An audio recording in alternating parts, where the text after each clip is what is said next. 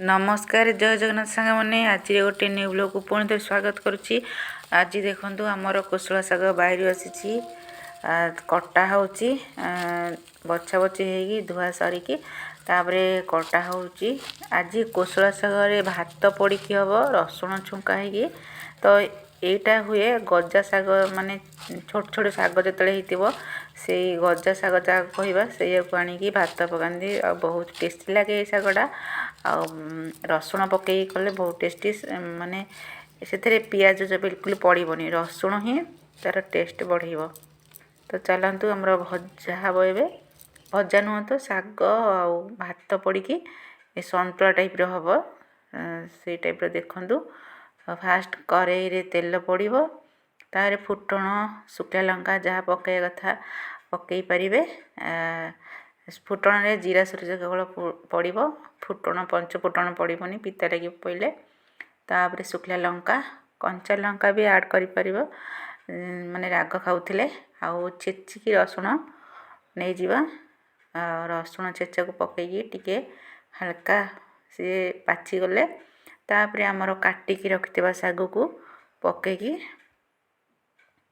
भाजिबा एपट सेपट कर सारा पर स्वाद अनुसार लुण देवा से तो पानी बाहर आउ सेटा को देखो भात केमती दिखाऊँ।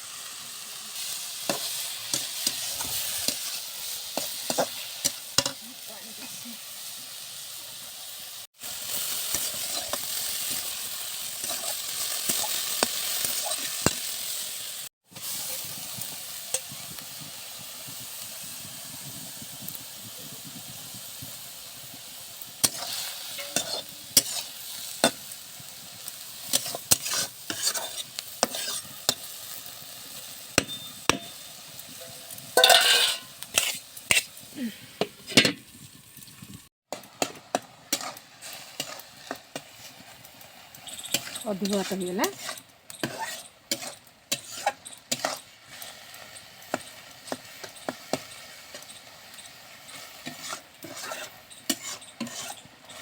पानी देला पानी बाहर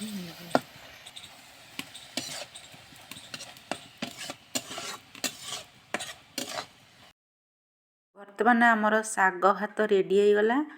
तो पखाल आज खाइबा पखाल सहित यहाँ बहुत टेस्ट लगे आउ जहाँ टे पाग पानी टे करदेवा।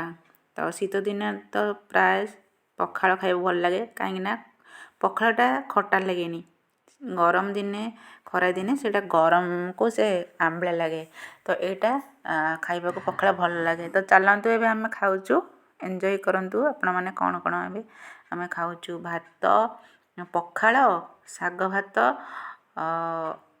सन्तुला आउ आमर भजा होइची कलरा भजा आउ होइची आमर बायगण बीन्स भजा होइची चुल्ली रे आलू पोड़ा होइतला एबे।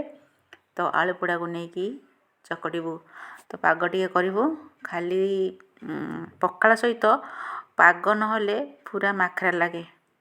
तो आमर डाली होइची साधा डाली होइची आमर भंडा सन्तुला होइची। तो देखि पड़थिबे पाग बटान टिके हेले पाग पानी रे भातटा उड्डिबो सहे सहे।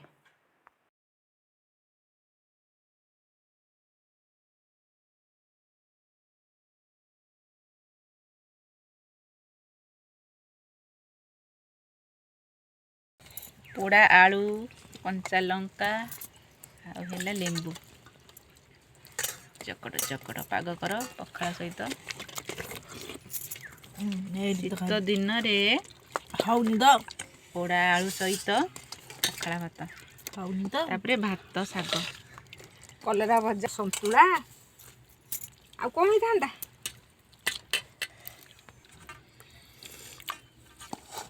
हौ खा खा खाओ पखाल सहित खाओ एंजॉय करो। खाइबी ହେଇନି ଆଉ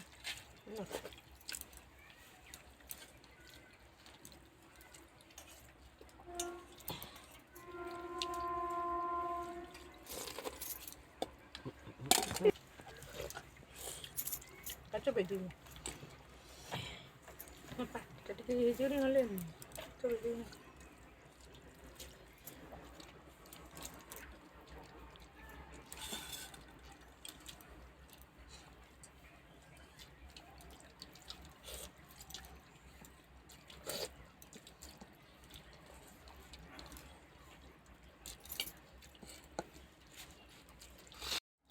ତ ପଖାଳ ଆଇଟମ୍ଟା ଆପଣମାନଙ୍କୁ କେମିତି ଲାଗୁଛି କମେଣ୍ଟ କରିବେ। ଆଉ ପଖାଳ ସହିତ କ'ଣ ଖାଇବାକୁ ପସନ୍ଦ ତ ଆପଣମାନେ ମୋତେ କମେଣ୍ଟ କରିବେ।